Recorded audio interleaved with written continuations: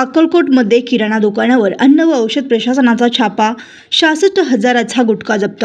शहरातील खासबा गल्ली परिसरातील एका किराणा दुकानात प्रतिबंधित तंबाखूजन्य पदार्थाचा साठा आढळून आल्याने अन्न व औषध प्रशासनाने धडक कारवाई केली आहे. या कारवाईत 66,120 रुपयाचा गुटखा, पान मसाला व सुगंधी तंबाखूजन्य पदार्थ जप्त करण्यात आले असून संबंधित दुकानदाराविरुद्ध पोलिसात गुन्हा दाखल करण्यात आला आहे. मिळालेल्या माहितीनुसार अन्न व औषध प्रशासनाच्या अधिकाऱ्यांनी 12 जून रोजी दुपारच्या सुमारास खासबा गल्ली येथील माऊली किराणा दुकानाची तपासणी केली.